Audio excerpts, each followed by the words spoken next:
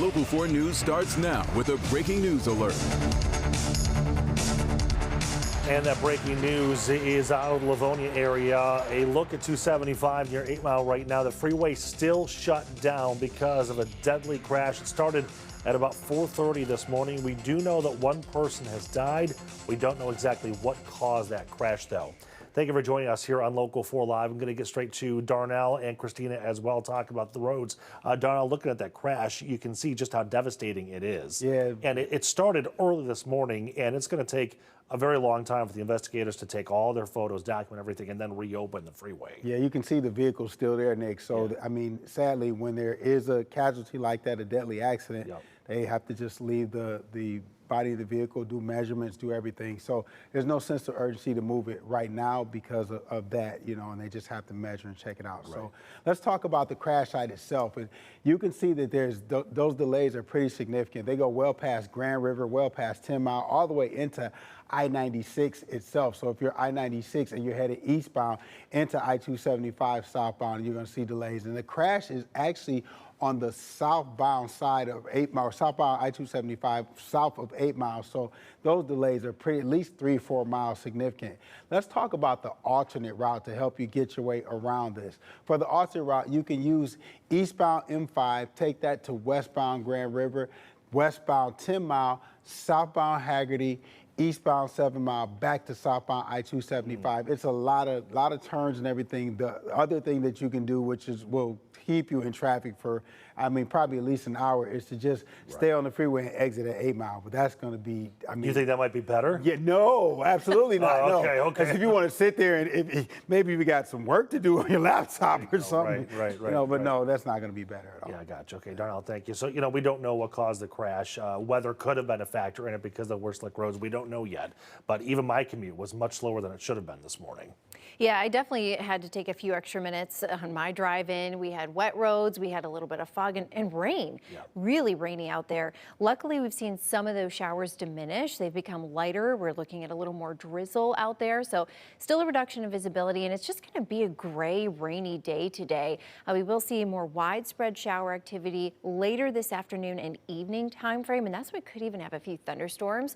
Luckily, we do at least stay on the warmer side, and that carries all the way into the upcoming week. We bring in another chance of rain then later tomorrow night into Saturday. Live look right now, you can see in Southfield how that reduction in visibility is still there. We're seeing visibility around a mile or two across much of the area with, again, just very light rain showers still lingering across the map. You can see how scattered they are. Still seeing very light drizzle, a little bit of fog across parts of the area, and that's what's taking that visibility again down pretty low. We top out today lower, maybe some middle 40s. We are looking at seeing a better chance for some shower, thunderstorm activity again later on today. We've got another shot at that later tomorrow night into our Saturday. So we'll definitely keep an eye on that, keep you updated. But here's a quick peek at those temperatures. Look at that. We should be seeing low 40s this time of year, and we've got mid-upper 50s for Friday. We've got mid-60s for Saturday. And even on Sunday, a little cooler, but we've got sunshine in the forecast, so it's still going to feel absolutely wonderful. You know, what's amazing about the forecast on Saturday, Darnell already said he's coming over to wash my car. How nice of you. Is he going to your house too? I think so, yeah. Believe it. Wait for me. How about that? I'll be waiting.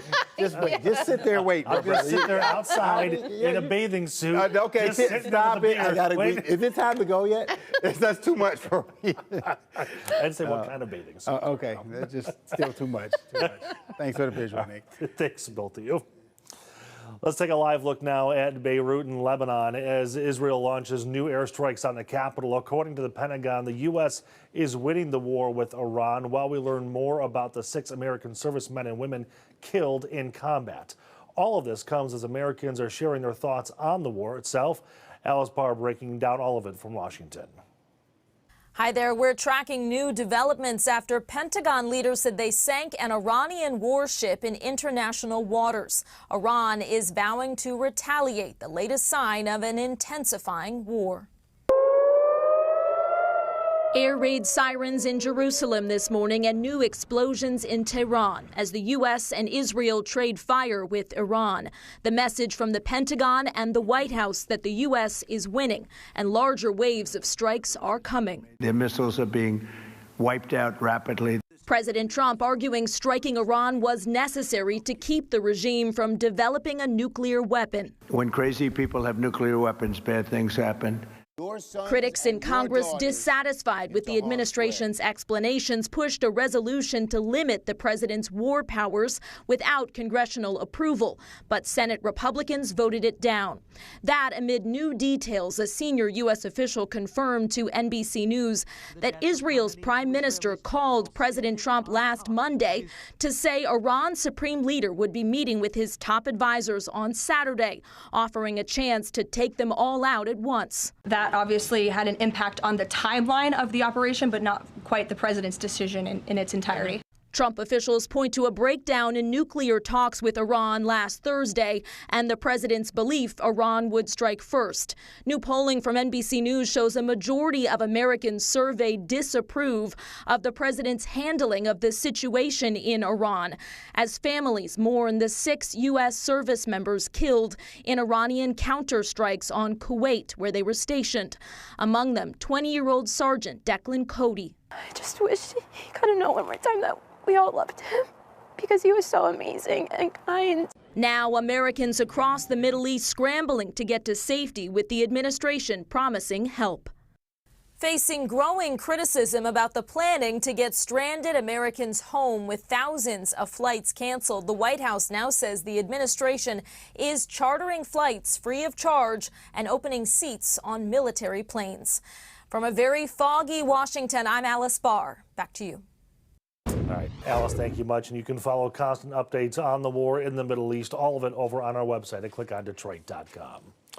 Closing arguments are expected soon in the trial for Dale Warner. He is accused of killing his wife Dee nearly 5 years ago, and her body was found in a tank on Dale's property. Shantae Passmore has a timeline of the trial so far.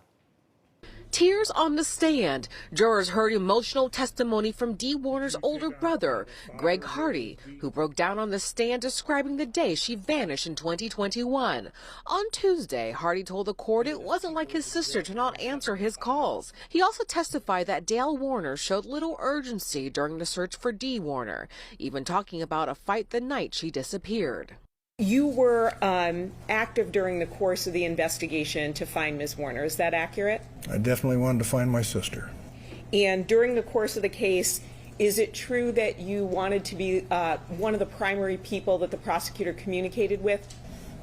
Well, I am her brother. She was upset. Body camera video released in court showed police questioning the husband the day after Dee Warner's disappearance, Dale Warner acting as if nothing unusual happened. Jurors also heard from this Michigan State Police detective. He testified about evidence in the case, including how Dee Warner's body was recovered from a sealed tank.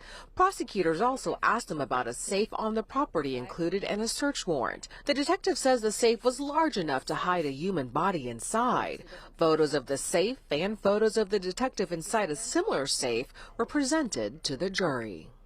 There were not many, if any, other objects inside of building number 7, the week of 4/25/21, that you could hide a body in, with the exception of this safe. That's discussed on there, to the best of your knowledge about that.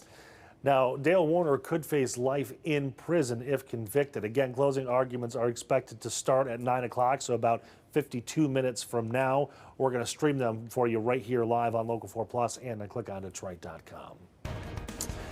A day of appreciation and policy conversations. Today is Great Lakes Day, and we're talking about important conversations happening on Capitol Hill that have to happen to protect our freshwater resources.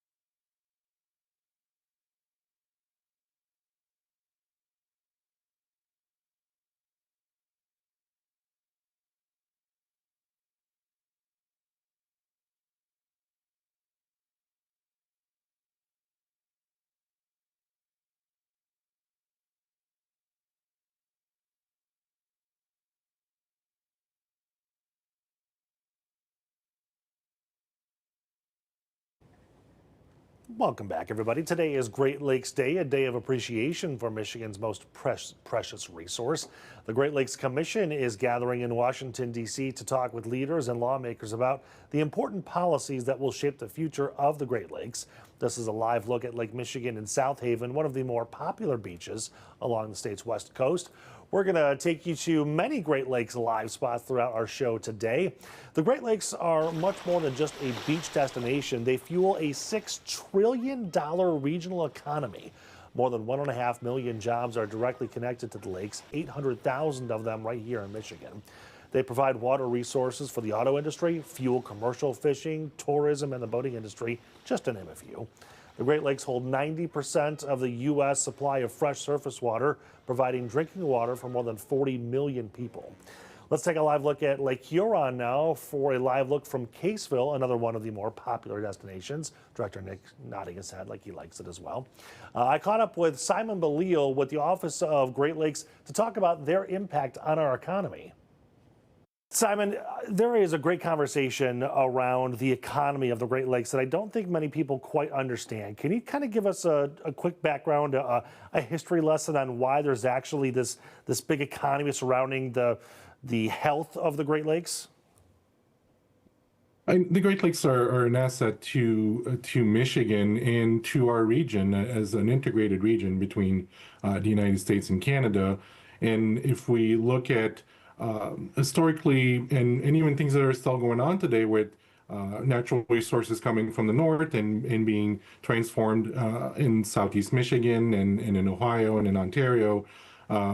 If we look at even today, just looking at the amount of trade that's coming through the Great Lakes, and if we're just looking at the Sioux Locks, for example, it's 80 million tons of cargo every year, approximately, valued at hundreds of billions of dollars. So it's an invaluable asset. And if we also look at just the importance of the number of jobs that depend on the Great Lakes, both in commercial, but also in things that we do recreationally on the Great Lakes. It's, tourism is 45,000 jobs in Michigan. It's $12 billion a year.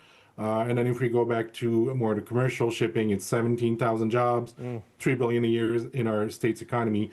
Those are numbers that are just too high not to protect. Right. Producer Mary kind of slipped me a note here saying that there's $500 billion passing through the Sioux Locks every single year. And if that were to close, it would almost become an instant recession.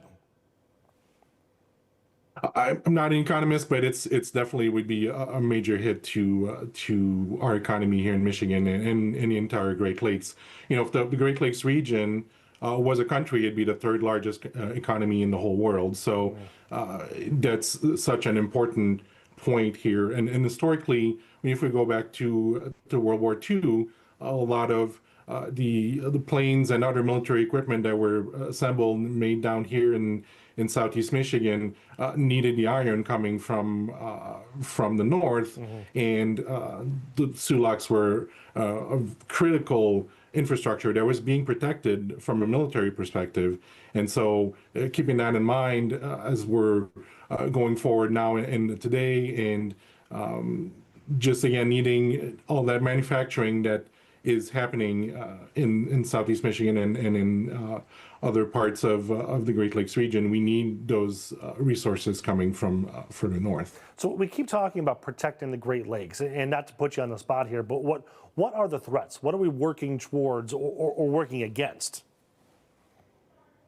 A lot of the threats from we're talking about invasive species are a threat for our fisheries. They're a threat for also, it's not just the fish that we take out, but if the fisheries are damaged, then it's less people going out on the lakes, less boats being purchased, less boats being made, housing values going down. We're talking about pollution. There's millions and millions of people in our region that depend on the Great Lakes for their drinking water. And the more the waters are polluted, the more money we have to spend to clean that water, or it becomes unusable as drinking water. And then if we're looking at some of the infrastructure that's on the lakes, we have climate change bringing on harder and harder storms that can damage docks and piers, and that's more money that we have to spend to keep all of these infrastructure up to date and functioning. And as you're showing these beautiful images, if we're not taking care of our Great Lakes, what you're seeing right now on the screen is just not going to be possible anymore. Right. Now, a lot of these conversations, I'm assuming, and please correct me if I'm wrong, but they'll become more policy and legislative conversations because you need a budget to do some of this stuff. And I know there's a day you kind of call Great Lakes on the Hill trying to get policymakers to understand this. Is that an uphill battle for you? It's always something that we want to reinforce every year when some of my colleagues at the Department of Environment, Great Lakes Energy, and from all over the region come to Washington, is to reinforce that the importance of Great Lakes protection, but also the results that we're getting out of it. And we're lucky in the sense that the Great Lakes are very bipartisan topic, and both sides of the aisle love the Great Lakes. But it's always important to remember that it's never a battle that's finished. It's always protection is not a one-time deal, and we've been fortunate over the years to benefit from the Great Lakes Restoration Initiative, which is a federal program that sends somewhere between $365 to $400 million every year to the states to work on Great Lakes restoration, and with great effect. There's been just incredible changes thanks to the Great Lakes Restoration Initiative. Even here in Michigan, the most recent is the Muskegon Lake Area of Concern, which was one of the very most polluted areas in the region. And with long-time work with federal and state and local partners, we're now at a point where it's no longer one of those areas of concern. It's no longer listed on the list, and it allows the community in Muskegon to use that area to great benefit and with a lot less risk and less pollution. Yeah.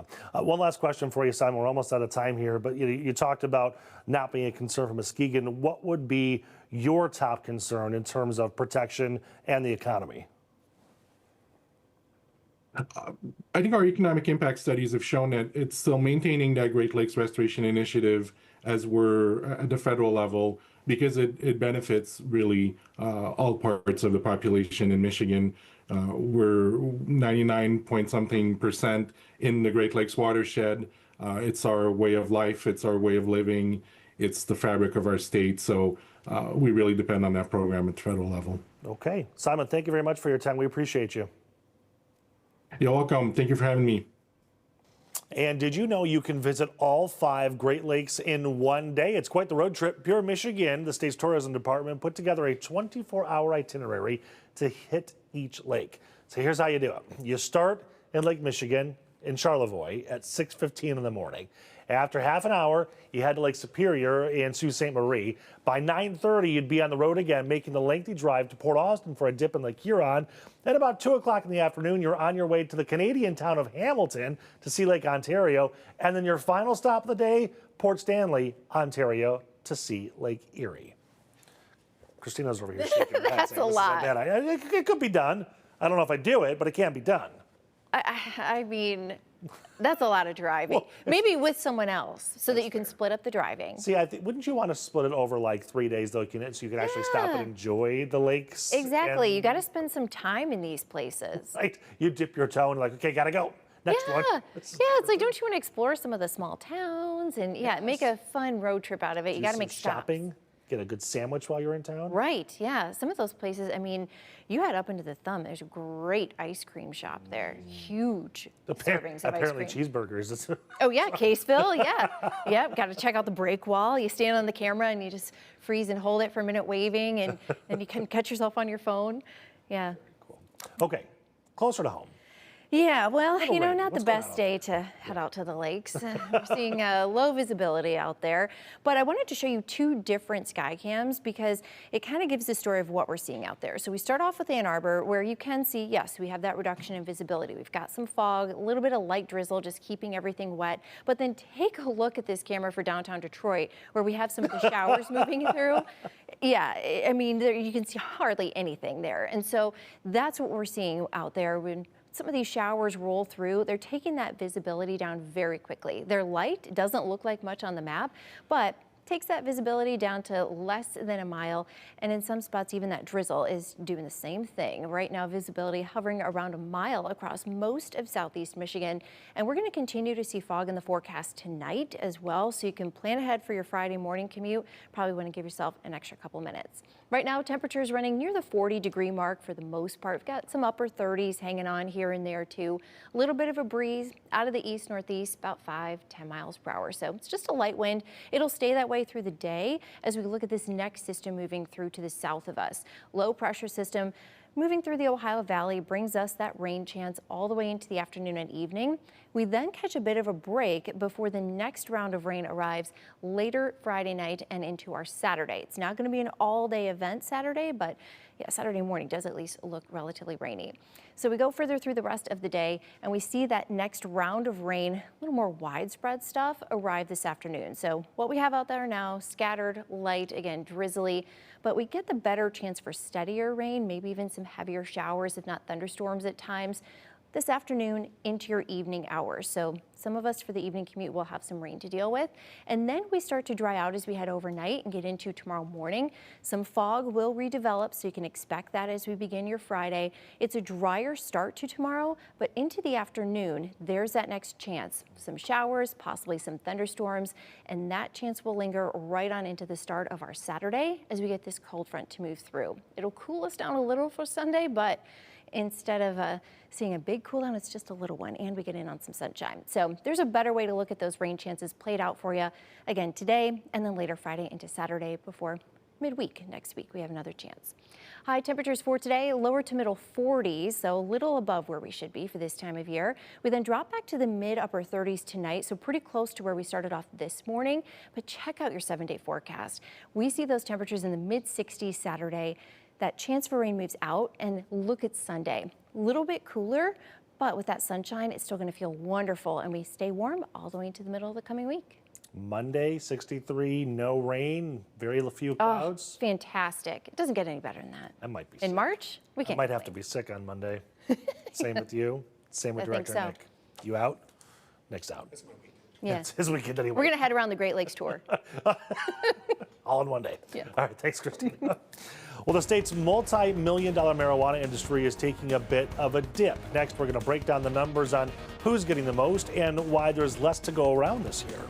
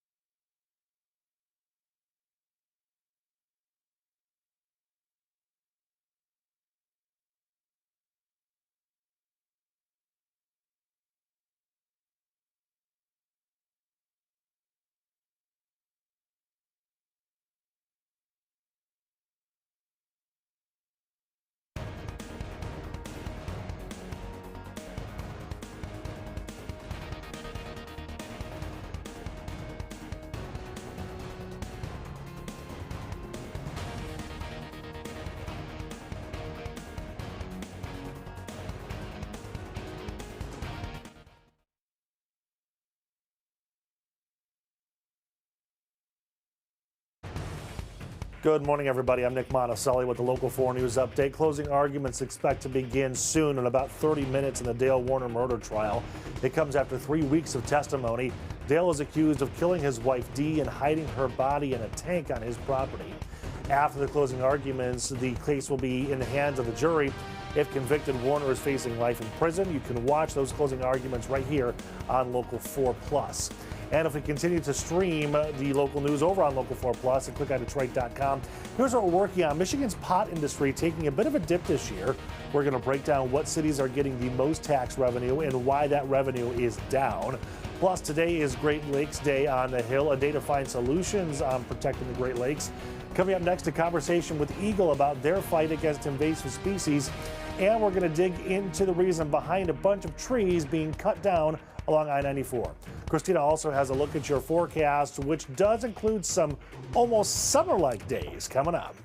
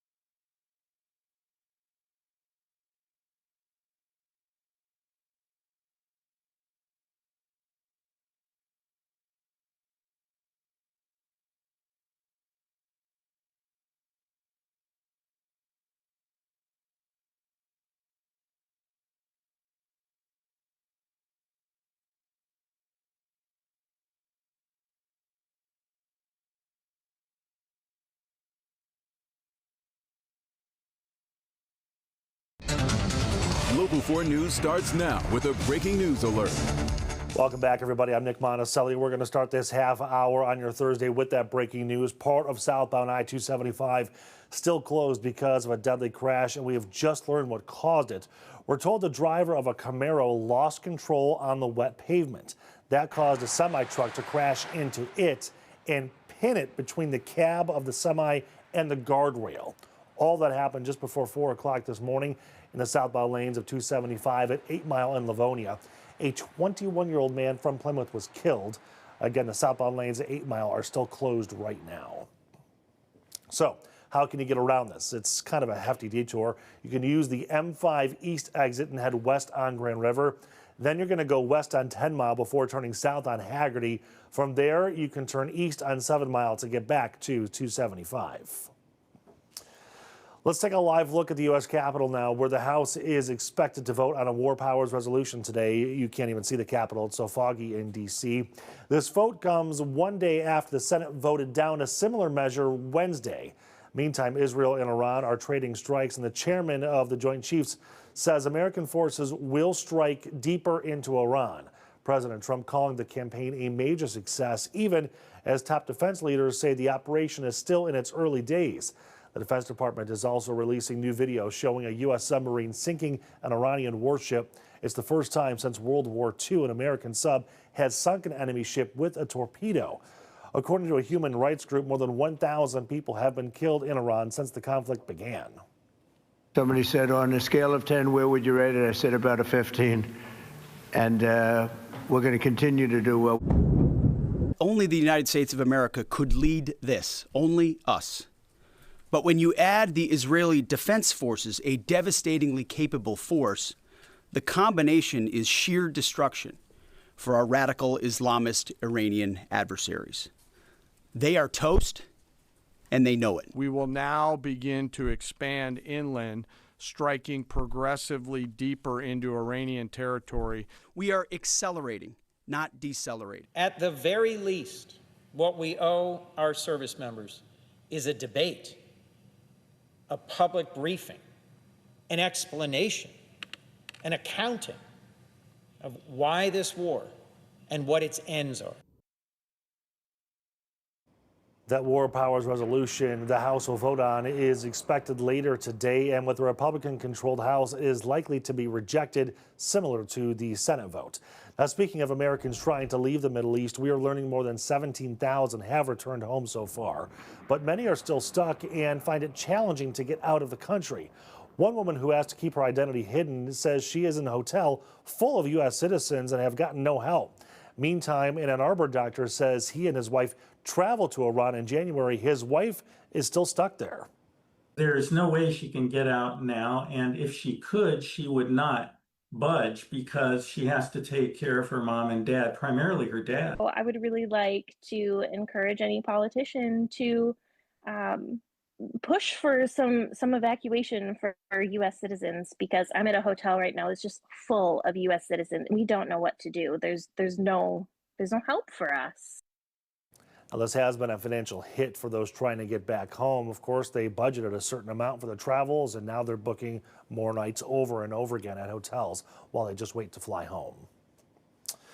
Happening today, one of the people charged in a forced labor scheme involving a church is heading back to court. Kathleen Klein, Michelle Brandon, and David Taylor are facing charges for forcing Kingdom of God Global Church members to collect millions in donations across 4 states, including Michigan. Brandon will be in federal court for a motion hearing. She's looking to change her pretrial release conditions. She was granted bond and placed on house arrest last fall. Well, the amount of money cities are getting from Michigan marijuana tax revenue is down this year, but only a little. $94 million from recreational marijuana taxes will be sent to more than 300 cities, townships, counties, and tribes.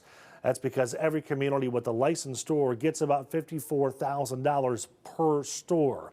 And the why this is happening is pretty simple. There were just fewer recreational marijuana sales in 2025 than in 2024. In 24, it was $99.5 million. Last year, it was $93.7 million. But when you spread that difference across all those 300 cities, it really isn't much of a hit. Detroit has the most marijuana stores, so they're going to get about $1.78 million, followed by Ann Arbor at $1.35 million. Grand Rapids is third, $756,000. Hazel Park is fourth, $594,000, and Kalamazoo at fifth at $540,000. Now, here's how the tax is split up. 15% goes to the local cities with marijuana retailers. Another 15% goes to the counties. The remaining 70% goes to the School Aid Fund and the Michigan Transportation Fund for road and bridge repairs. Both of those funds will get about $109 million each. Now, back to the why. Why less revenue in 2025? Many experts say oversupply is one reason. Michigan growers produced far more cannabis than people are consuming, driving prices down. Also, market saturation. The market might just be leveling off. In fact, this is the first annual drop since recreational sales began in 2019. Governor Whitmer is pushing to make free school lunches a permanent state law. You're looking at her handing out some lunches at Baker Middle School in Troy on Wednesday. The state budget has funded free breakfast and lunch for the past 3 years, but critics argue tax dollars shouldn't be used. The governor says kids do better in school when they aren't hungry.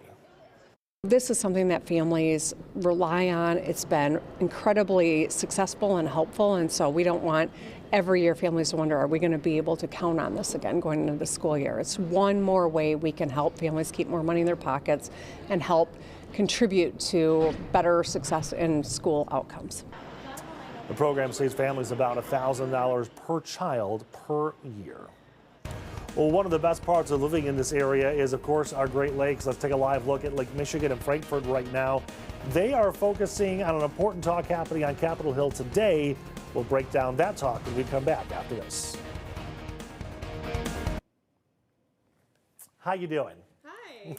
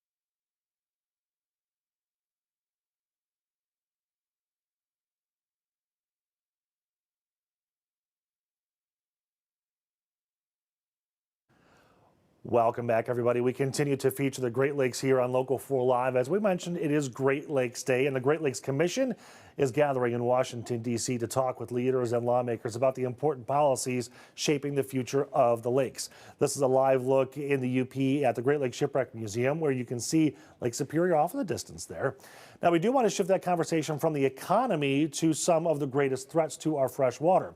For that, we have Ceci Weibert. She is with the Michigan Aquatic Invasive Species Program Coordinator with the Michigan Department of Environment, Great Lakes, and Energy, also known as EGLE. Ceci, thank you for being here. Thanks for having me. You know, this is a silly question, so please forgive it, but there are so many invasive species, and I don't think people realize what a threat they pose. This is an ongoing conversation and not just a one-off thing, right? Very much so, Okay. yes. All right, so what are the biggest threats? So in the terms of aquatic invasive species, things that we're really concerned about are the invasive carp species. So that's silver carp, black carp, bighead carp. That's what's coming up the Mississippi. And then we have grass carp right now in the western basin of Lake Erie. We also are concerned about invasive crayfish. So red swamp crayfish, the kind you eat, not great for our environment. And then plants, we have a number of submerged aquatic plants like hydrilla and parrot feather that cause a lot of issues with swimming and boating and in fish habitat. You know, I think we've seen the most headlines on the invasive carp species. Yes. What is it about them that makes them a threat? So what's unique about these fish relative to our native species is that they feed very low on the food chain. So when you're thinking about things that eat other things, these giant fish are eating what's at the very bottom. And so that reduces the amount of food that's available for everything else that's up the chain. I see. Okay, so also a silly question. What do you do about it then? You just go trap all of them? Like, how do you fix this? So right now, prevention is, of course, the greatest cure. So we are working ongoing communications with Illinois and the federal government to work on Brandon Road to prevent the introduction of silver carp, bighead carp into the Great Lakes through the Chicago area waterway system. And for grass carp, we have... Wait, can you back up. They're trying to introduce it? No. Okay. They're in the Mississippi River right now, swimming up to Lake Okay. Michigan. We don't want that. them. Yes. Okay. Yes.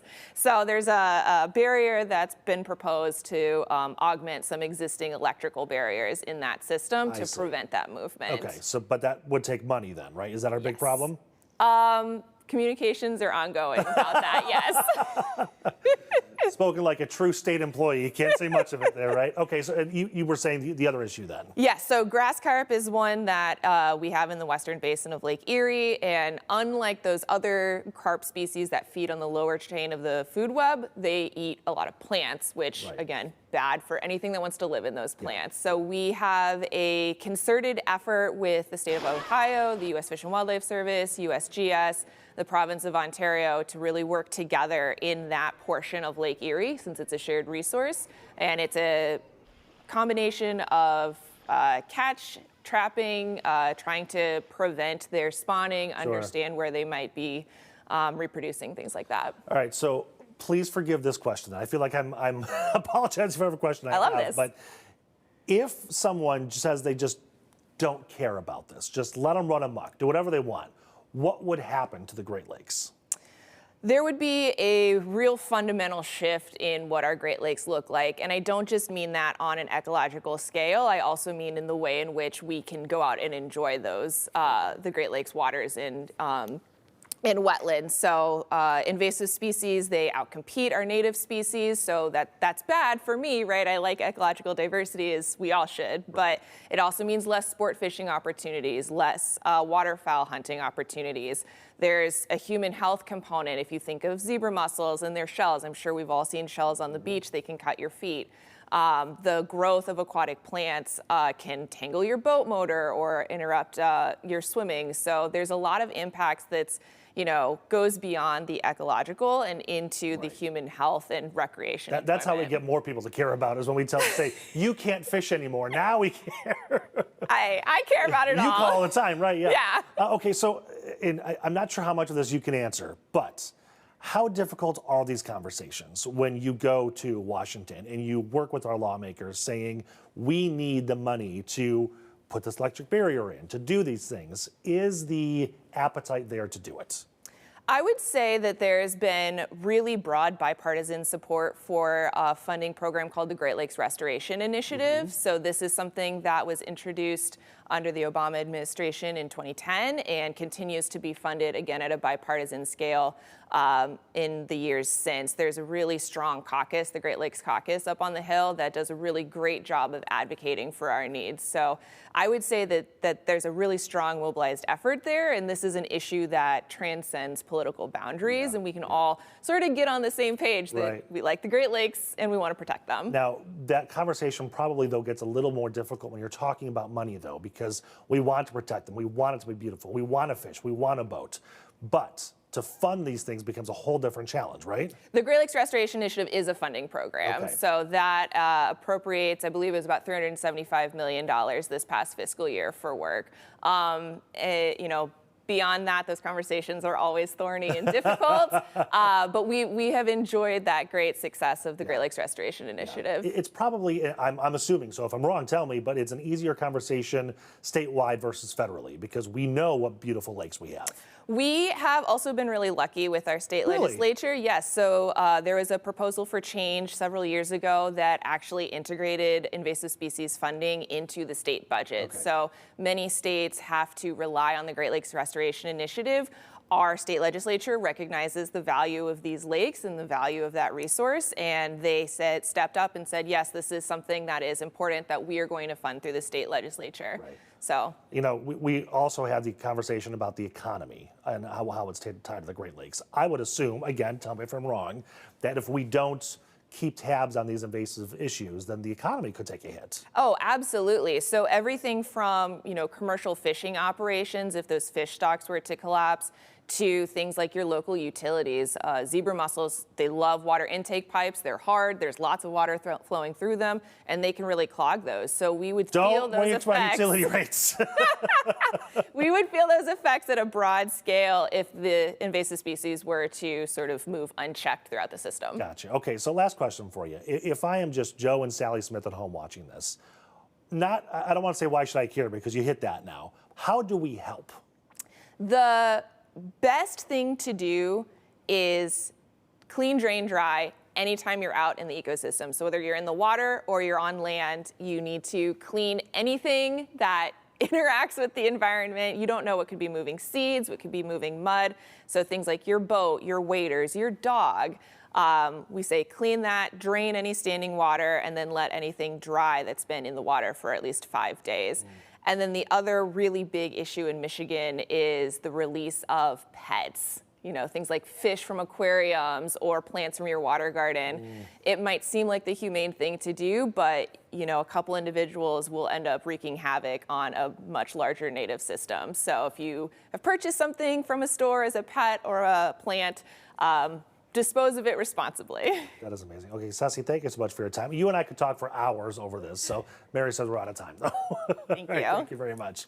All right, a West Michigan city is reigning supreme again for its beer. A live look over Grand Rapids right now. YGR has been named the best beer city in the country, not once, not twice, but 6 times.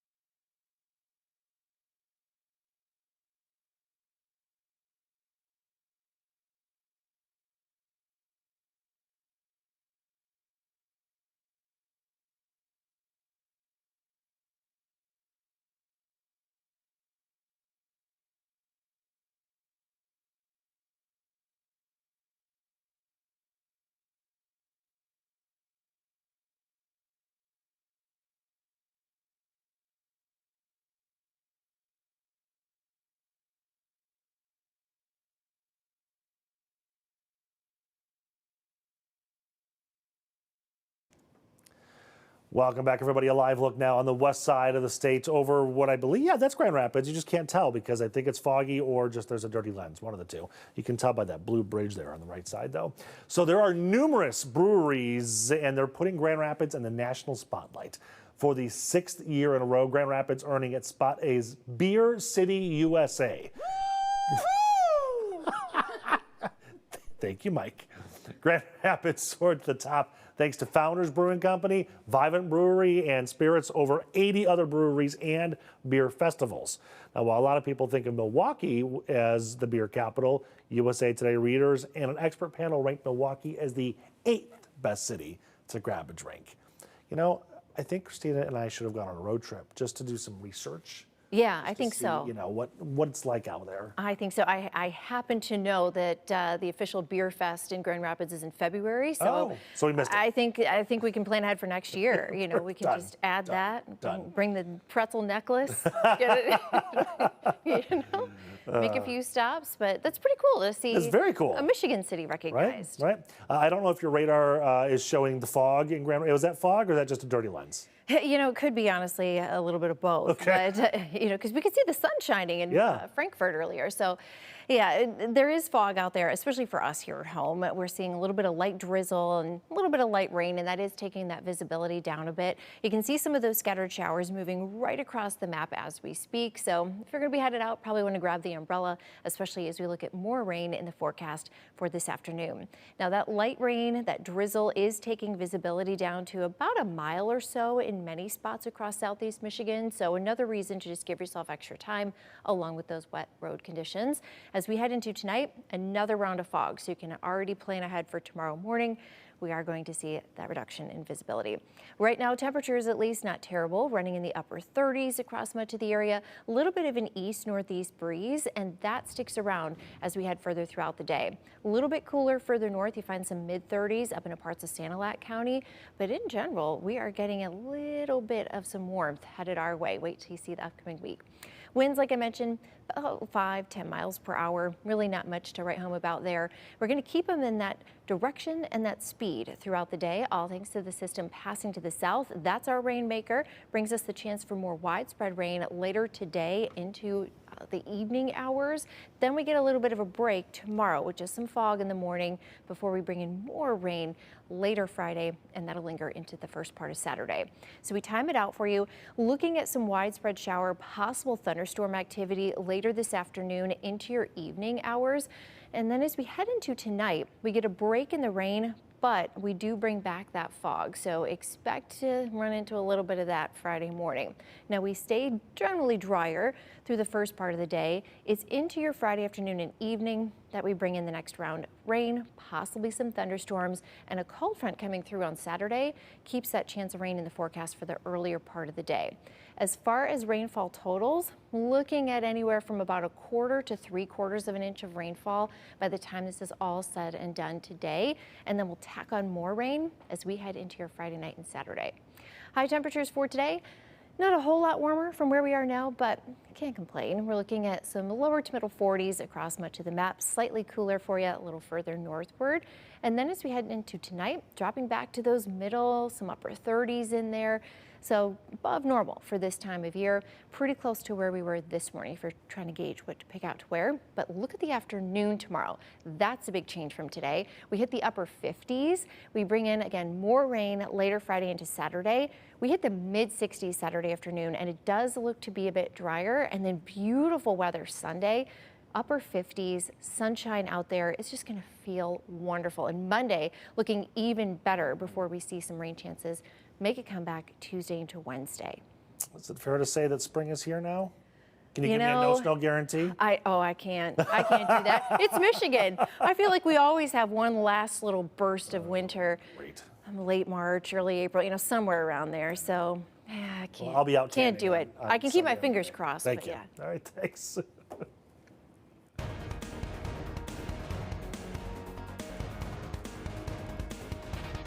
If you're driving on 94, you've probably seen an area that looks like this, trees cut down with cleared spots. But why? I'll have that answer for you coming up.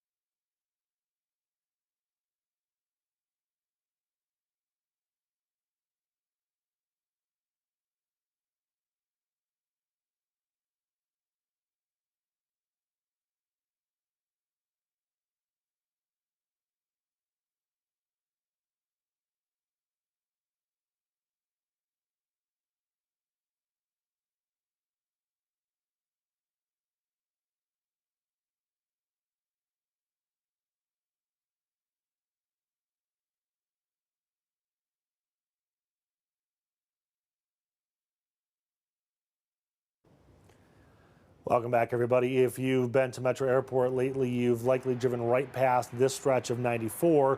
Until recently, it was lined with trees, but now they're all cut down. It turns out MDOT cut them down because of orange barrels coming that way. The department saying the trees had to come down as part of a 3-year-long Restore 94 project. Crews are rebuilding and moving the freeway, so they had to make room. A viewer noticed it and emailed us wondering what happened. Cleo Maycock went to get some answers. MDOT cleared this median by cutting down those trees and piling them up over here. That was to make way for the Restore 94 project. Now this is to restructure and rebuild the freeway to help out drivers. This is the message that woman sent Local 4. She talks about the trees being cut down, logs being piled up, seeing stumps, and being concerned for the deer that were in the area. So to get her answers, I contacted Diane Cross with the Michigan Department of Transportation. While driving on 94 to speak with Cross, you could see what the viewer was saying. Trees cut down for what appeared to be a good stretch. So right now we are kind of standing in the median. There's trees around you. They've been torn down, or cut down rather. Why is that?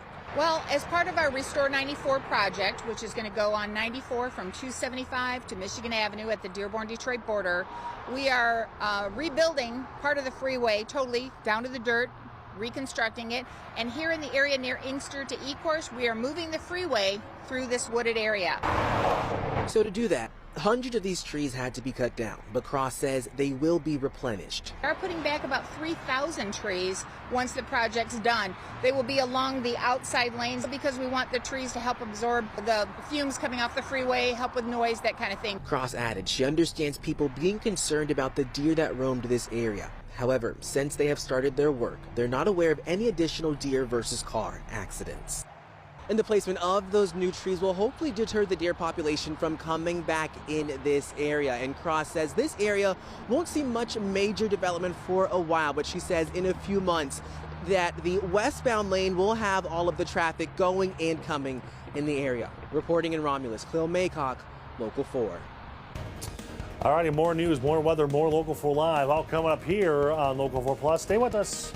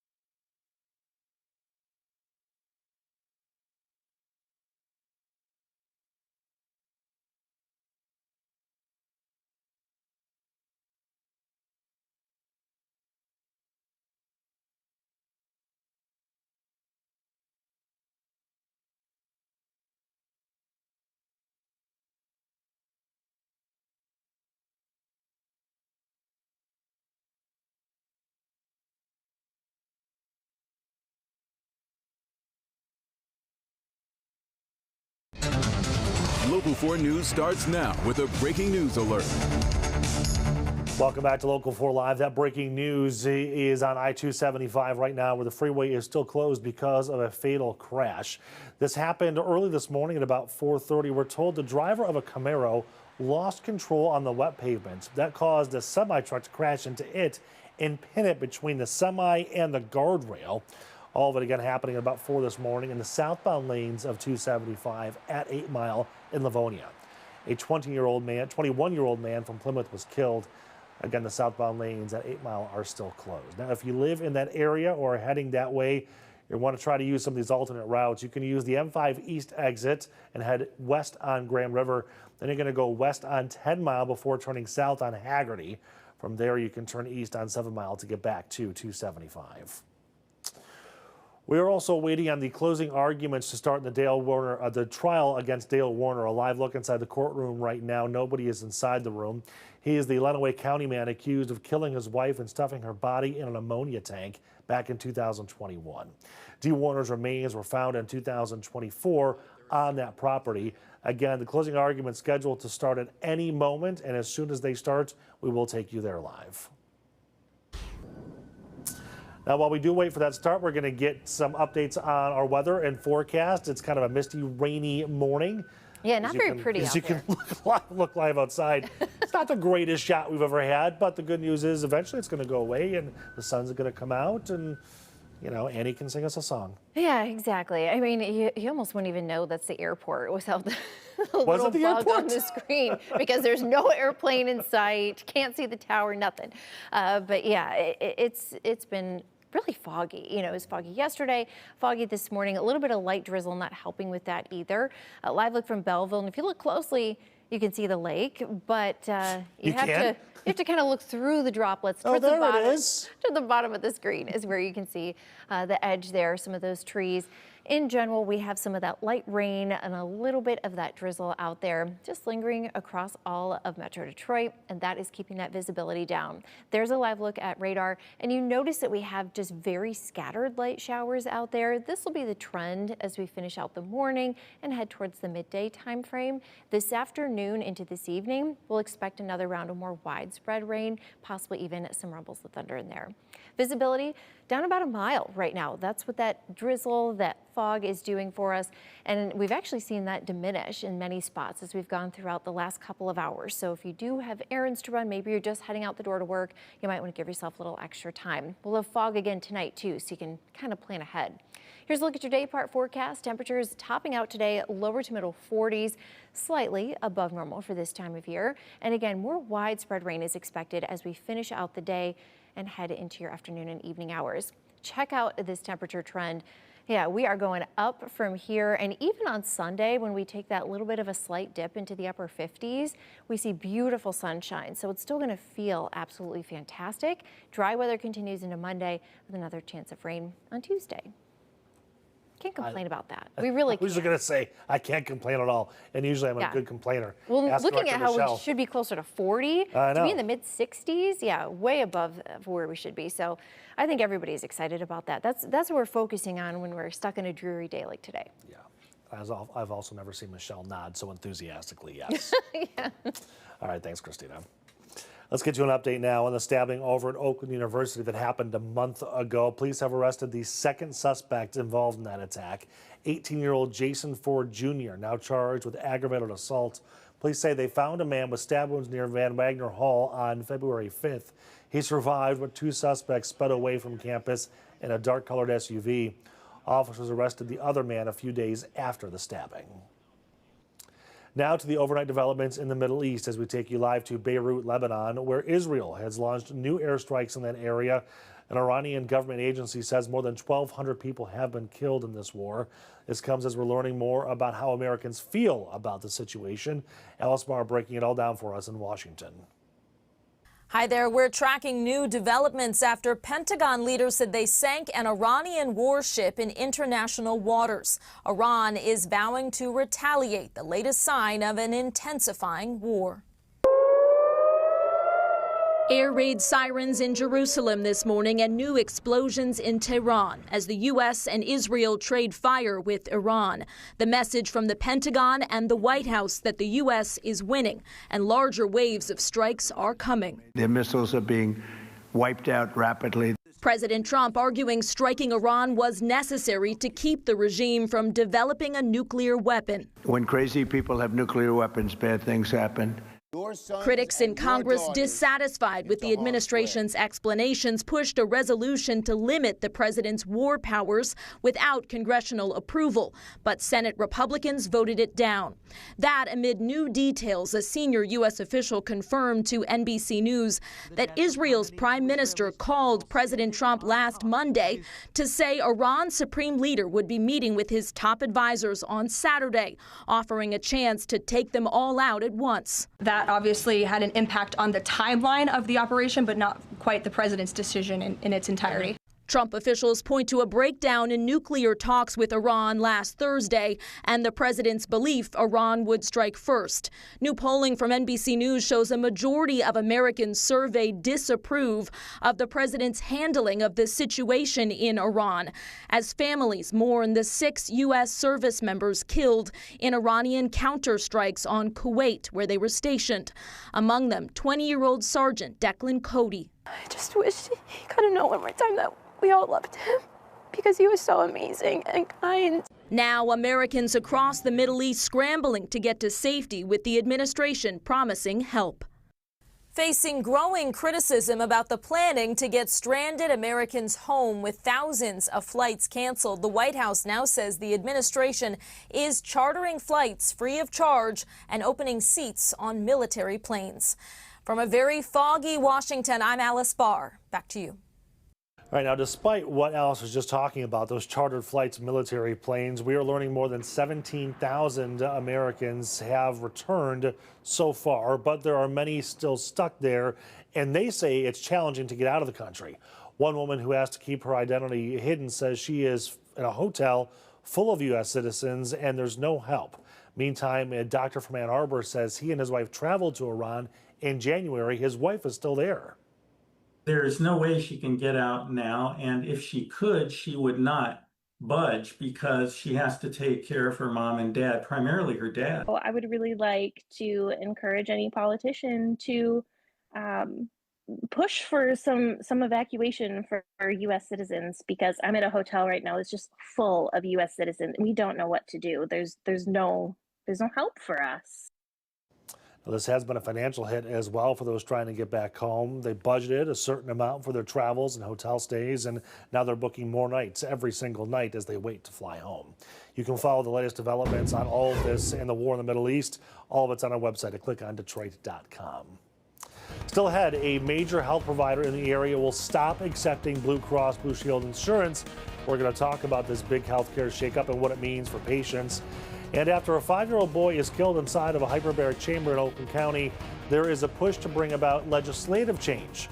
We're just going to talk about the lawmaker behind a bill inspired by that tragedy.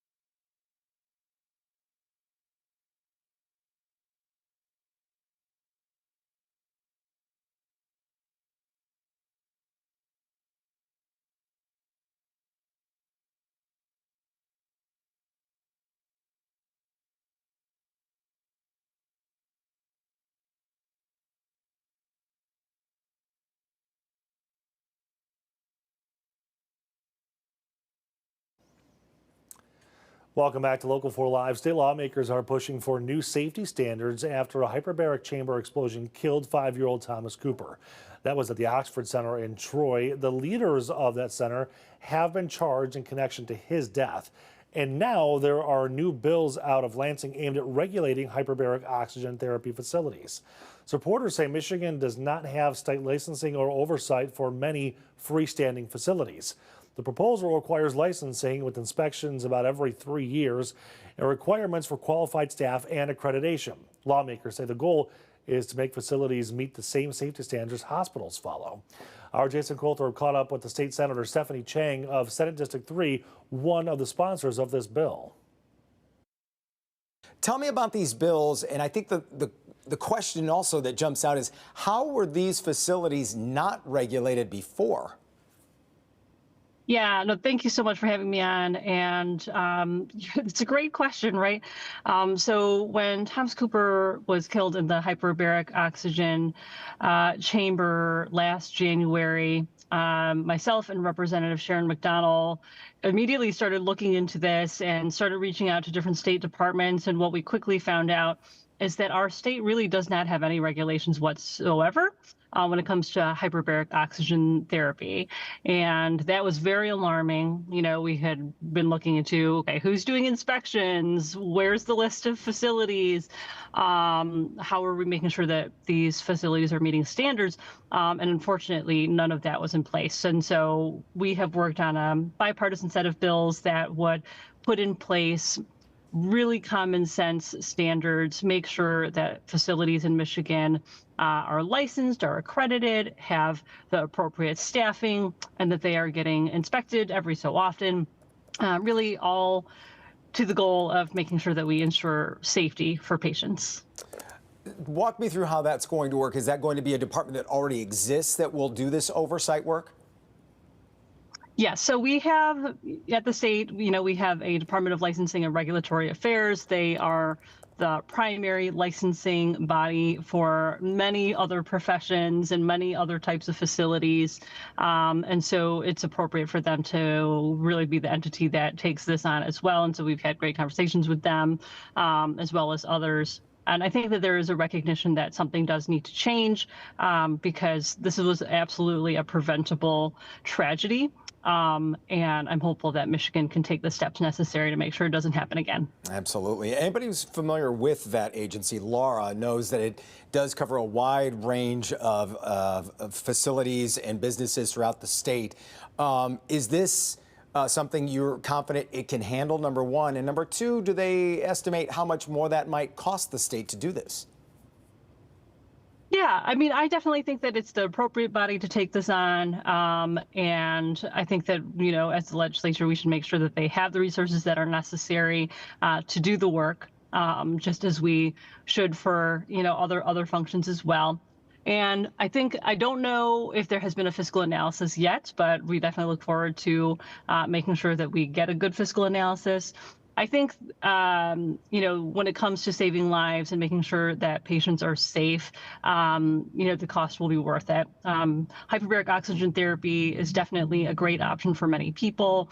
We don't want to take away access to hyperbaric oxygen therapy, but what's very clear is that we need to do more to make sure that people are safe when they're choosing this as an option. Yeah, absolutely. As we see what happened in the Thomas Cooper case, we know oversight is obviously warranted. So making it happen just seems to be a no-brainer. When you look at the other chamber, though, it's led by the speaker, who's been chanting savings, cut, cut, cut throughout most of the things he proposes. Do you feel like this is going to get enough support within the rank and file of each side to have that bipartisan support? Well, I definitely hope so, because, well, we know that there are Republicans who do support this legislation. We have actually a Republican sponsor on one of the bills on the Senate side and Republican co-sponsors in both chambers. And I also know, you know, that the House of Representatives has had a few different hearings, oversight hearings on hyperbaric oxygen therapy. And I think that that speaks to the acknowledgement that perhaps things aren't going exactly the way that they should. And so whether or not we can actually find something that we all agree on, of course, is the question that we will be working on. But it definitely is something that I'm very passionate about, and Representative McDonald is doing a ton of great work on this as well, and really eager to try to get this as far as we can get it done and make this law of the land here in Michigan. Yeah. Before I let you go, Senator, as you investigated this, did you stumble onto any other kind of industries that might also be unregulated that made you think, why aren't we regulating those either? We were really trying to focus in on hyperbaric oxygen therapy specifically. So we didn't quite look into that. But not exactly your question, but I will point out that there are great hyperbaric oxygen therapy facilities in Michigan that are doing the right things. And again, we just really want to make sure that we have those standards in place for everyone. Absolutely. Well, we'll be following the legislation as it goes forward, obviously, as well as the trial that is related to this tragedy as well.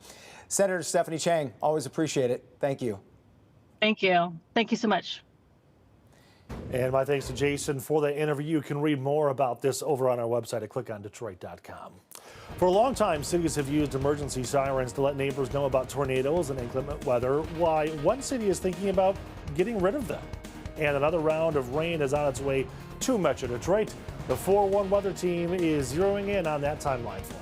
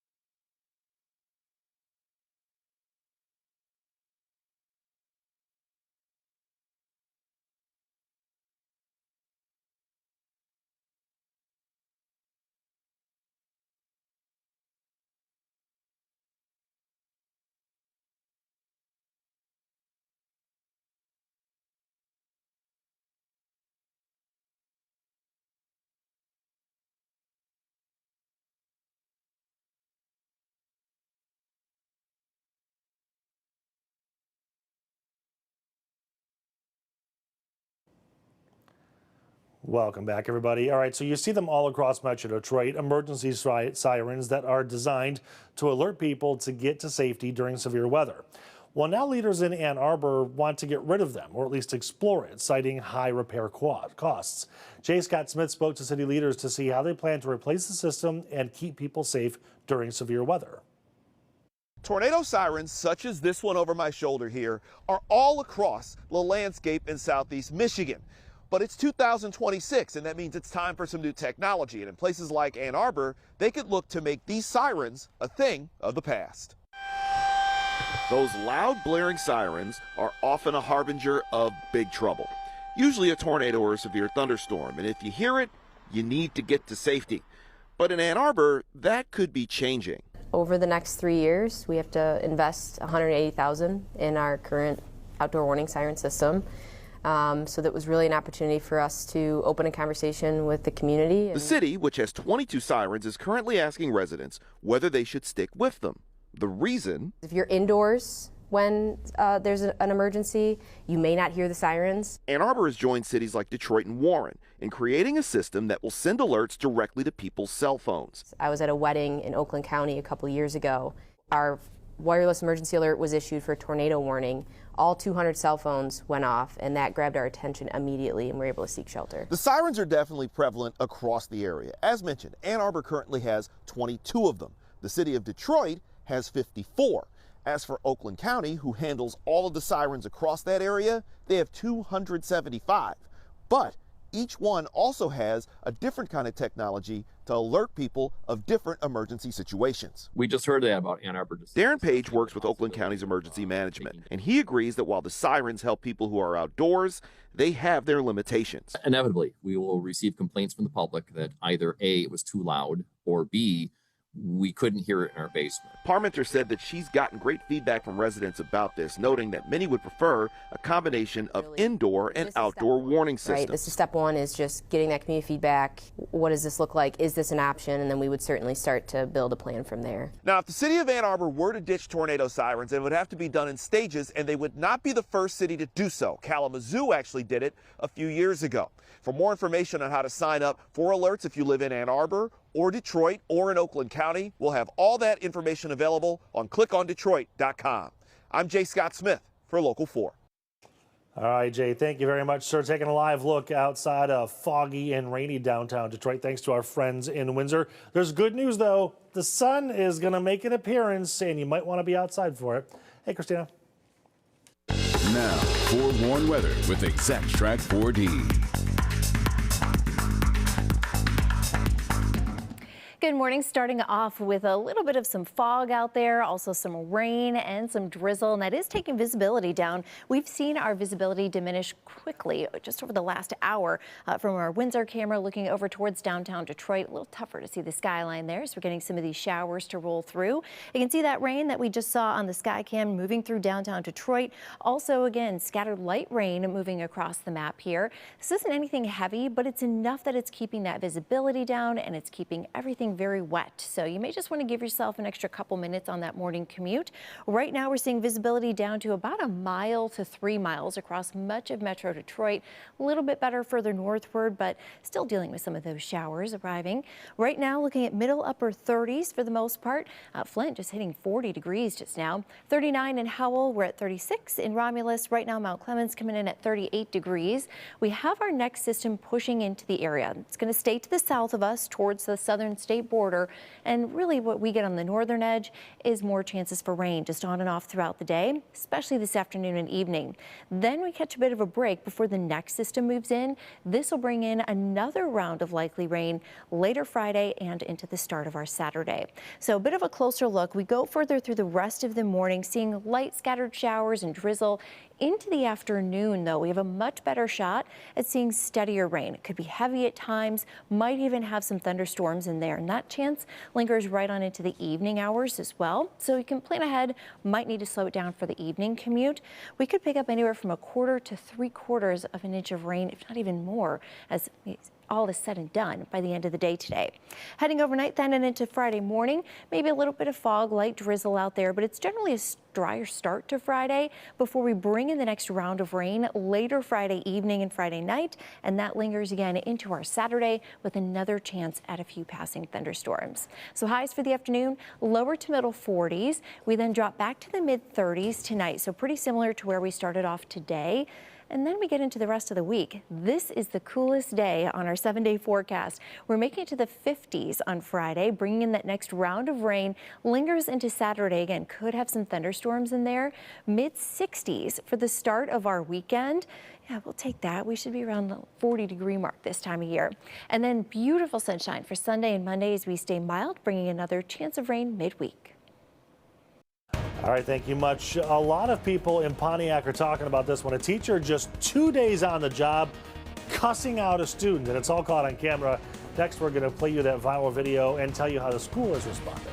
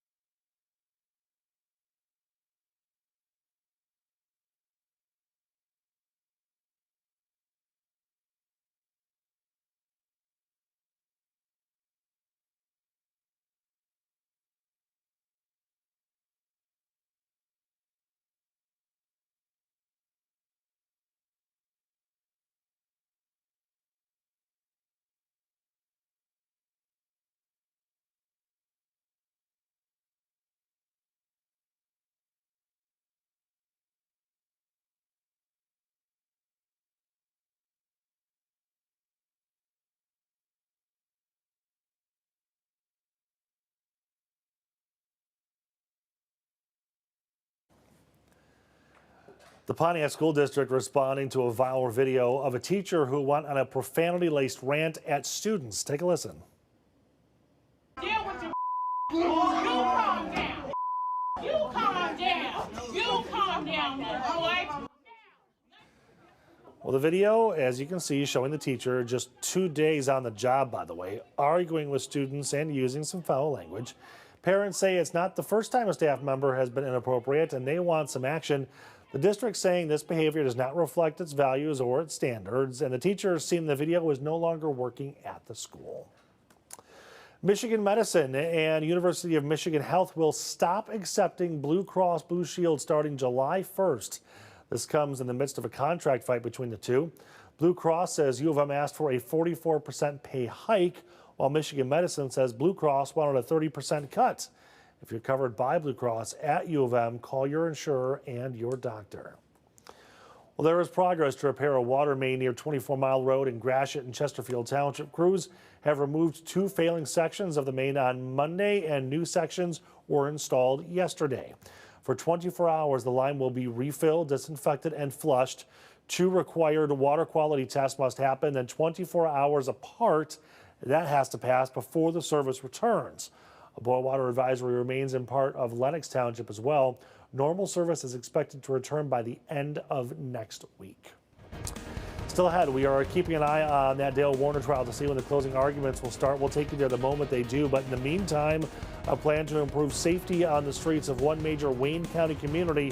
And a big question at the Capitol, who decides whether or not the U.S. goes to war? The big vote happening today that could turn the tide on the war in Iran.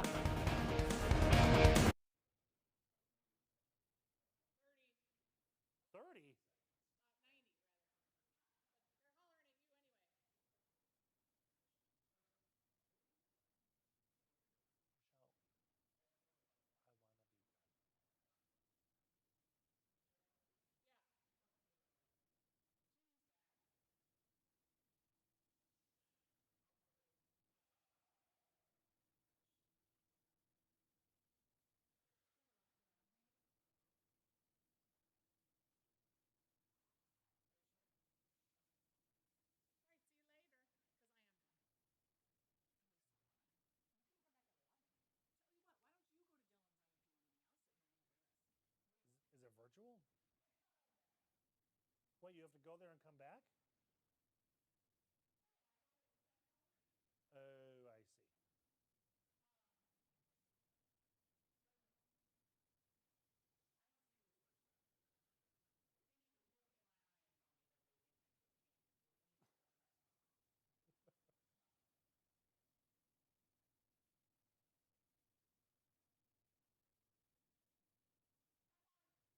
Oh, thanks. What?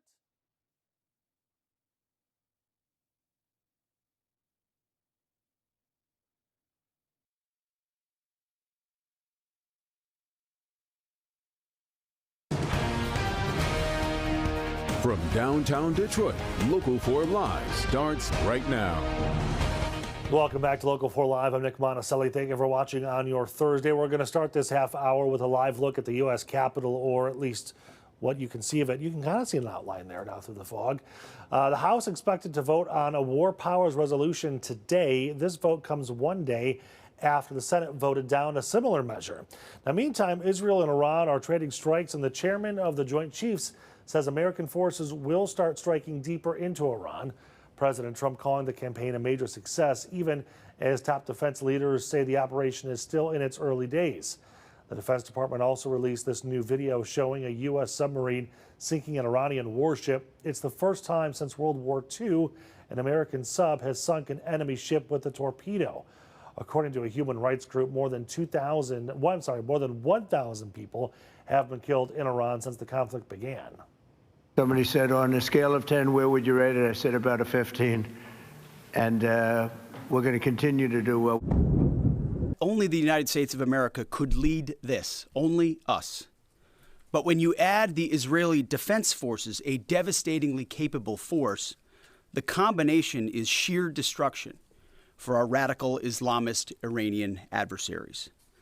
They are toast, and they know it. We will now begin to expand inland, striking progressively deeper into Iranian territory. We are accelerating, not decelerating. At the very least, what we owe our service members is a debate, a public briefing, an explanation, an accounting of why this war and what its ends are.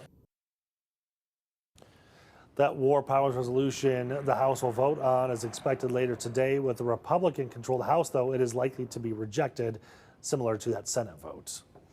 And we continue to watch the stock market as oil prices rise because of this conflict. Trading just started about a minute ago. You can see where things stand currently. Wall Street did end up rising by the close yesterday. And because of the rise in oil prices, we're tracking the impact on gas prices. AAA saying the Michigan's average is $3.27. That's up 3 cents from yesterday and 26 cents from 1 week ago. Well, the amount of money cities are getting from Michigan tax marijuana revenue is down this year, but only a little. $94 million from recreational marijuana taxes will be sent to more than 300 cities, townships, counties, and tribes. That's because every community with a licensed store gets about $54,000 per store. The why is pretty simple. There were fewer recreational marijuana sales in 2025 than in 24. In 24, it was $99.5 million. Last year, it was $93.7 million. But when you spread that difference across all 300 cities, it really isn't that much of a hit. Detroit has the most marijuana stores. It will get about $1.78 million, followed by Ann Arbor at $1.35 million. Grand Rapids, third at $756,000. Hazel Park gets $594,000, then Kalamazoo at $540,000. Here's how the taxes split up. 15% goes to those local cities with marijuana retailers. Another 15% goes to the counties. The remaining 70% goes to the School Aid Fund and the Michigan Transportation Fund for road and bridge repairs. Both of those funds get about $109 million each. Now back to the why. Why less revenue in 2025? Many experts say oversupply is one reason. Michigan growers produced far more cannabis than people are consuming, driving down the prices. Also, market saturation. The market just might be leveling off now. In fact, this is the first annual drop since recreational marijuana sale began in 2019. Well, one of the people charged in a forced labor scheme involving a church is heading back to court today. Kathleen Klein, Michelle Brandon, and David Taylor are facing charges for forcing Kingdom of God Global Church members to collect millions in donations across 4 states, including Michigan. Brandon will be in federal court for a motion hearing as she looks to change her pretrial release conditions. She was granted bond and placed on house arrest last fall.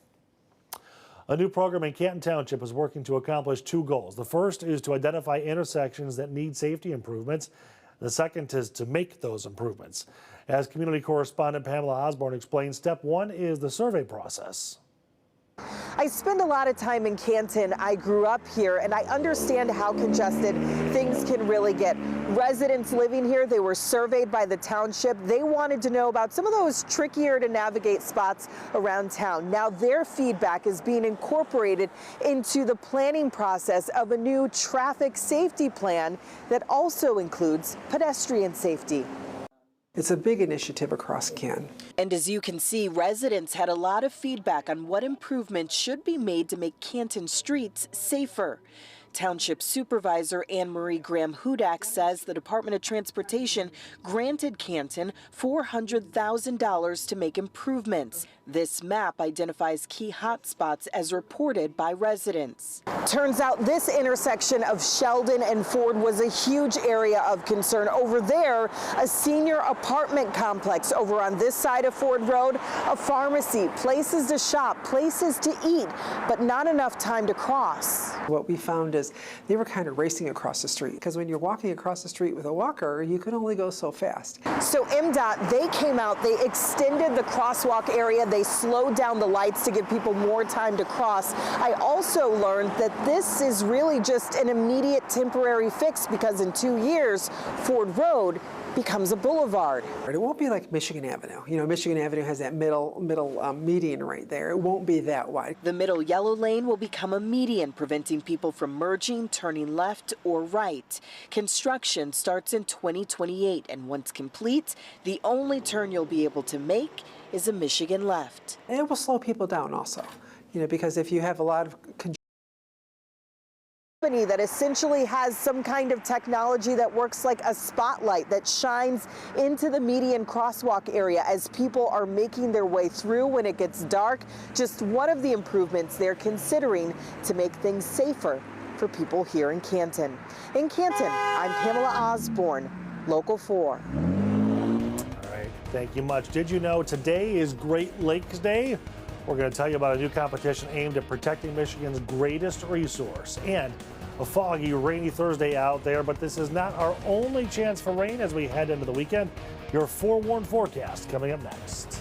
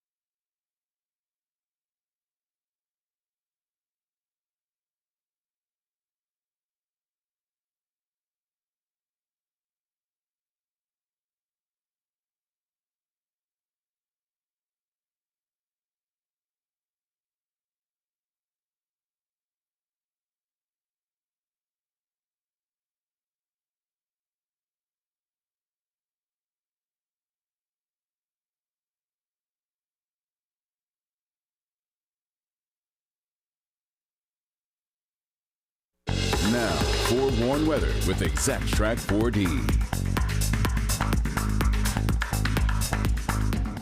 Good morning. Starting off with a little bit of some fog out there, also some rain and some drizzle, and that is taking visibility down. We've seen our visibility diminish quickly just over the last hour from our Windsor camera looking over towards downtown Detroit. A little tougher to see the skyline there, so we're getting some of these showers to roll through.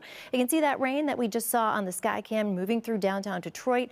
Also, again, scattered light rain moving across the map here. This isn't anything heavy, but it's enough that it's keeping that visibility down and it's keeping everything very wet. So you may just want to give yourself an extra couple minutes on that morning commute. Right now we're seeing visibility down to about 1 mile to 3 miles across much of Metro Detroit. A little bit better further northward, but still dealing with some of those showers arriving. Right now looking at middle upper 30s for the most part. Flint just hitting 40 degrees just now. 39 in Howell. We're at 36 in Romulus. Right now Mount Clemens coming in at 38 degrees. We have our next system pushing into the area. It's going to stay to the south of us towards the southern state border, and really what we get on the northern edge is more chances for rain just on and off throughout the day, especially this afternoon and evening. Then we catch a bit of a break before the next system moves in. This will bring in another round of likely rain later Friday and into the start of our Saturday. So a bit of a closer look. We go further through the rest of the morning, seeing light scattered showers and drizzle. Into the afternoon, though, we have a much better shot at seeing steadier rain. It could be heavy at times, might even have some thunderstorms in there, and that chance lingers right on into the evening hours as well. So you can plan ahead, might need to slow it down for the evening commute. We could pick up anywhere from 1/4 to 3/4 of an inch of rain, if not even more, as all is said and done by the end of the day today.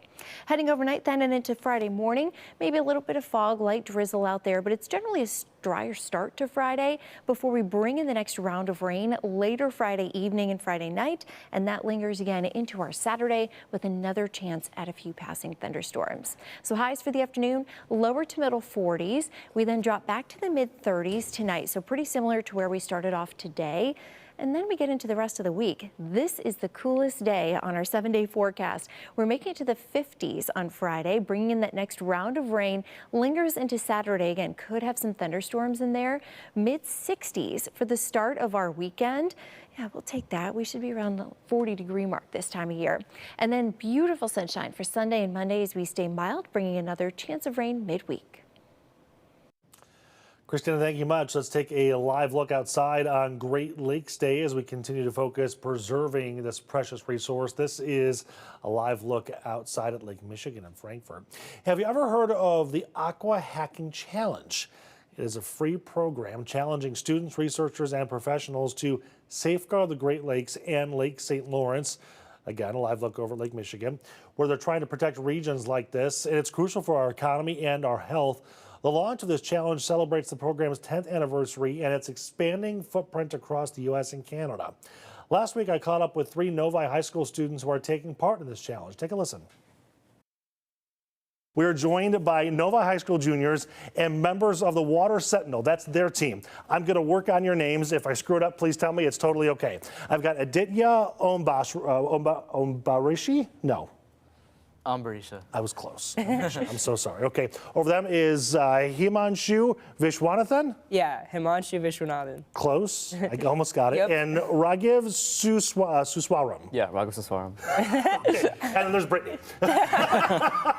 You're the Director of Development for Aqua Action, kind of an overall umbrella over the whole program, right? Correct. Okay, so before we get to the guys over here, give me just a basic kind of sense of what this program and the challenge is. Yeah, so first and foremost, Aqua Action is a nonprofit focused on building leaders to solve the freshwater crisis. The Aqua Hacking Challenge is our flagship program focused on innovators who are looking at 4 key water issues relevant to the Great Lakes. What are the issues?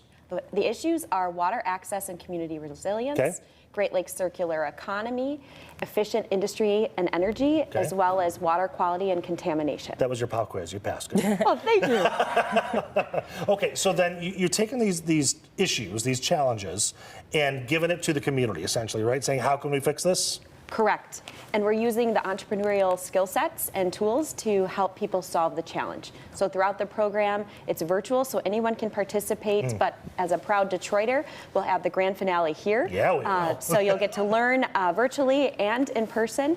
We will have coaches and mentors representing several community organizations like the Port of Detroit, Friends of the Rouge River, Xylem, Magna, many involved. So really grateful. For those of who are participating in the challenge and you've given them the problems and they come up with the solution, I'm sure there's a lot more to it than just bragging rights. I mean, they get opportunities for scholarships, for grant funding, and to actually turn their ideas into real solutions, right? Correct. Okay. Yes, so they have several different resources besides the funding, the seed funding, which they have an opportunity to win a final prize of $25,000. Oh. They're also getting mentorship from all different types of organizations, law firms, accounting firms, venture capital firms, to help them learn how do they enter the market in a way that is both growing their business and helping them accelerate really quickly. Gotcha. Okay. All right. So on the other side of the couch here, the names that I completely butchered, I'm so sorry, you guys. I'm sure you knew it was going to happen. Yeah. Okay. So 3 Novi high schoolers, which, as you were saying, is unique. It's normally not high school kids. It's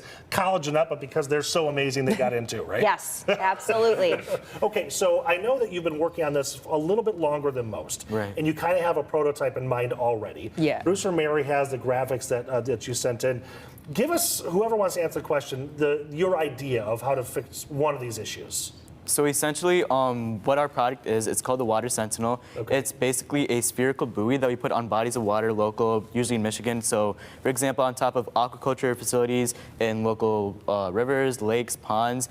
And essentially what it does is it first intakes, and Himanshu and Raghav can go more in depth, it essentially intakes water with microplastics that are in large concentrations across Michigan. Yep. It intakes them. We have a custom filtration process that basically filters them, separates the microplastics in the water, excretes microplastics, and excretes, keeps the microplastics in and excretes clean water for the environment. Okay, so the issue you're tackling is microplastics, which is a huge problem. Yes. There are pollutants that we cannot see. Yeah. Can I kind of go into detail on how your buoy works? Yeah, so we have a 4-step process. So the first step is intake, the second is electrocoagulation, the third is cyclone filtration. You guys are in high school.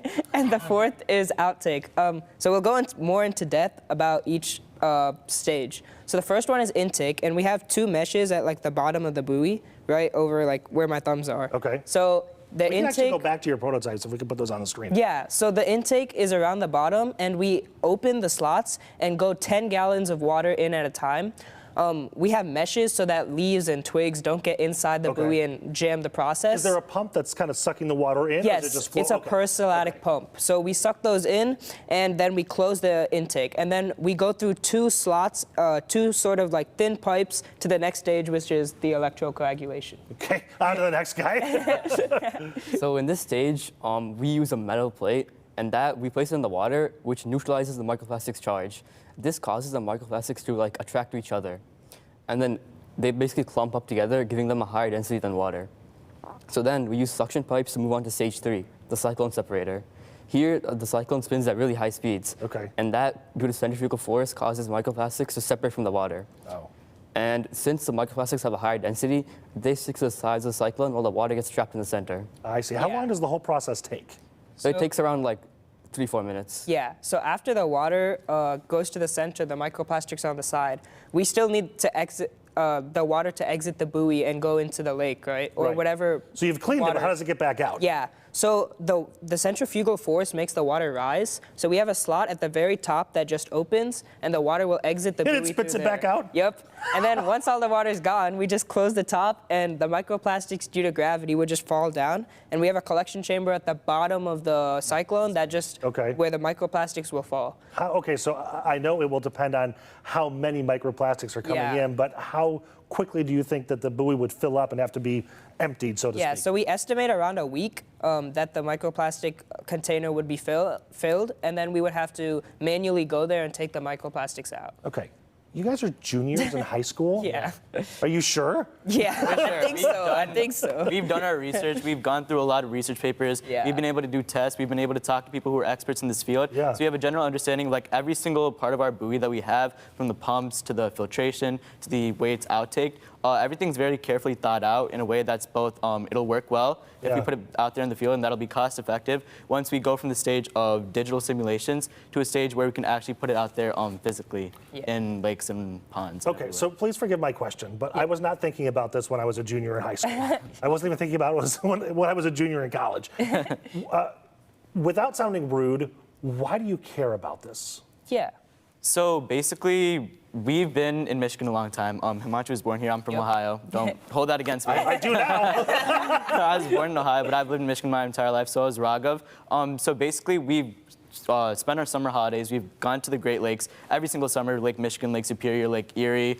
And one thing we've noticed increasingly as our awareness of sort of problems around the world has grown, and microplastic pollution has as well, that the lakes we love so much have been contaminated so much with all these kind of microplastics and debris and like poisonous things from different parts of the world. So what we want to do is protect the places that we love. We want to sort of act as sentinels for the water, which is where water sentinel comes from. Okay. And especially in local areas like where we live, where we think there needs to be change, and we hope to sort of, make part of that change. Right. Yeah. So are you sure you have to go back to school? I mean, you could probably graduate. You're so smart at this point. Hopefully.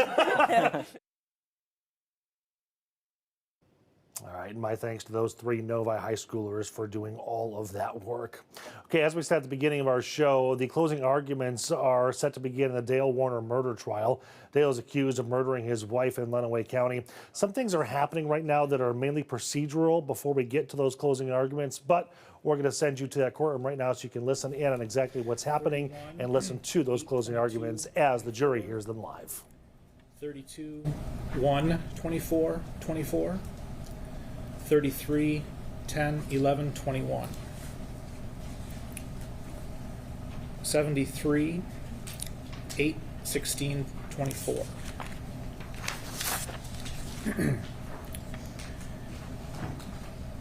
88 is 1, 24, 24. 89, 10, 12, 21. 90, 8, 16, 24. 91. Let's do this. 90 through 101 are 8/16, 2024. 103 through 105 are 8/16, 2024. 107 and 108 are 817.24.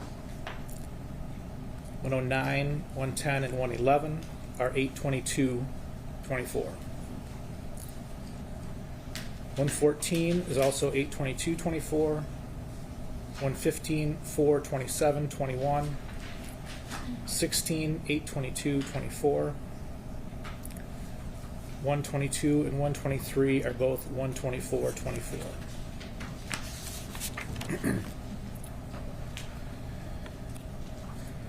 146, 147, and 148 are all 427.21. 149, 10, 12, 21. 150, 427, 21. 151, 10, 12, 21. 152 and 153, 427, 21.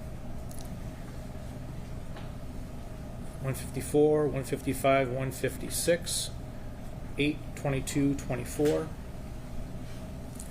157, 158, 124, 24.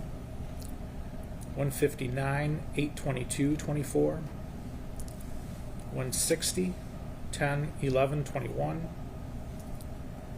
161 through 165 are 816, 24. 174 through 177, 427, 21. As is 178, 427, 21.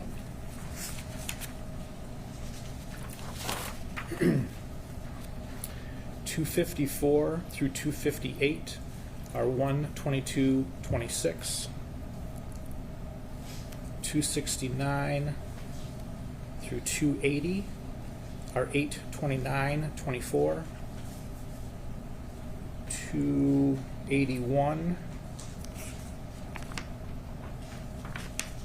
through 286 are 924.24. 287 and 288 are 829.24. 289, 817.24. 290, 291 are both 1/5/2026. 292, 293, 294, 295, 8/22/2024. I believe those are all the photographs that we needed to put dates on. Okay, thank you. All right, and Ms. Chartier, you wanted to raise an issue with respect to the jury instructions. Thank you, Your Honor. Yes, as it relates to open murder, the government has requested first-degree murder and second-degree murder. We are requesting a voluntary manslaughter instruction as well. The case law is indicative that there is no per se rule, for instance, that strangulation precludes this instruction. When a defendant is charged with murder, an instruction for voluntary manslaughter must be given if supported by a rational view of the evidence. And that's People versus Yeager. In People versus Van Wyck, the court held that the defendant was entitled to a voluntary manslaughter instruction where there was even slight evidence of manslaughter that existed in the record, finding reversible error.